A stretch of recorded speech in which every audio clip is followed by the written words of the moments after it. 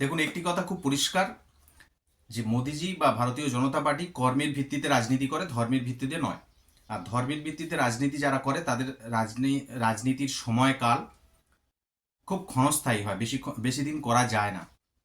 তাই বর্তমানে 18 থেকে 19টি রাজ্যে এই ভারতীয় জনতা পার্টি ক্ষমতায় আছে এবং 2014, 2019 আবার 2024-এ ভারতীয় জনতা পার্টি ক্ষমতায় আসবে, এই নিয়ে কোনো সন্দেহ নেই।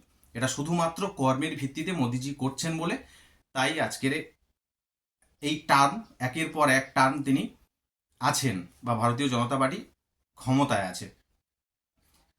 প্রত্যেকটি রাজ্যে 100 দিনের কাজের টাকা থেকে শুরু করে কেন্দ্রীয় যত স্কিম আছে কেন্দ্রের সব সব প্রত্যেকটা রাজ্যে পাঠাচ্ছে। শুধুমাত্র এই সময় এই রাজ্য পাচ্ছে না, তার কারণ কোটি কোটি টাকা 100 দিনের টাকা এরা লুট করেছে।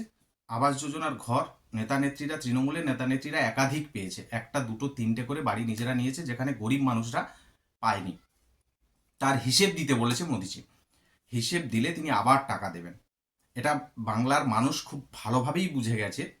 যেখানে এই অভিষেক বন্দ্যোপাধ্যায় রক্ষা কবচের জন্য সুপ্রিম কোর্ট, হাইকোর্টে ছুটছে, ইডি সিবিআই চুরির বিরুদ্ধে যে তদন্ত করবে সেই তদন্ত যাতে না করতে পারে এই রাজ্য সরকার সুপ্রিম কোর্ট, হাইকোর্টে ছুটছে, ডিভিশন বেঞ্চ, সিঙ্গেল বেঞ্চ, প্রধান বিচারপতির বেঞ্চে ছুটছেন। রাজ্যের যে কোনো সমস্যার জন্য বিরোধী দলনেতাকে নানা রকমভাবে বিপদে ফেলার জন্য বা মিথ্যে কেস দিয়ে তাকে কি করে দমানো যায় তার জন্য কোটি কোটি টাকা খরচা করছে। সেটা দিল্লির উকিল থেকে শুরু করে এই বাংলার উকিলরা, এটা এই রাজ্যের প্রত্যেকটি মানুষ জানে। আমার আপনার প্রত্যেকের ট্যাক্সের টাকা থেকে এই খরচা করা হচ্ছে উকিলদের পেছনে।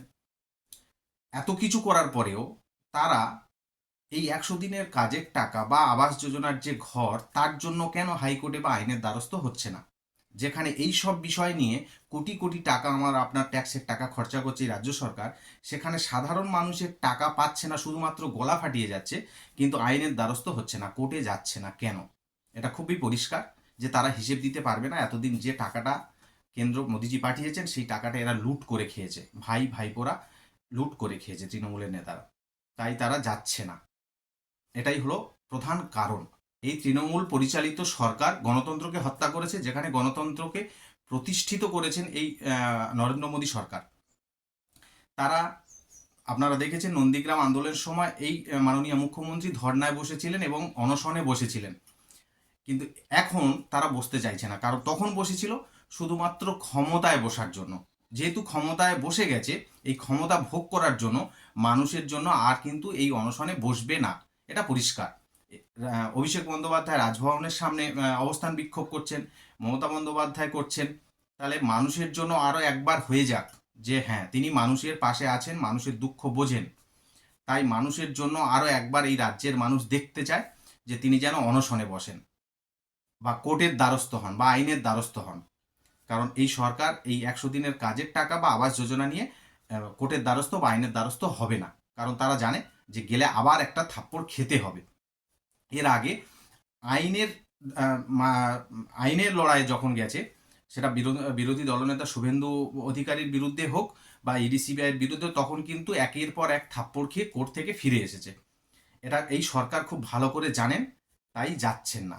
গণতন্ত্রকে যেমন এখানে হত্যা করেছে, মানুষের অধিকার লুট করেছে, কেন্দ্রের যত প্রকল্প নিজেদের নামে করে শুধুমাত্র ভোটের স্বার্থে ক্ষমতায় থাকার জন্য, এই অত্যাচার শুধুমাত্র এই বাংলাতে হয়েছে, আর কোনো রাজ্যে হয়নি। তাই অন্যান্য রাজ্যে এইরকম ধরনের টাকা বা আবাস যোজনার ঘর আটকানো হয়নি, সেখানে উন্নয়নে কোনো রকম বাধা সৃষ্টি মোদিজি করেননি।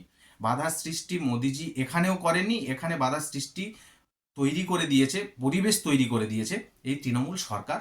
100 দিনের কাজের টাকা চুরি করে, আবাস যোজনার ঘর চুরি করে। চুরি হয়নি এমন কোনো জায়গা নেই। তাই আজকের এই অবস্থা বাংলার।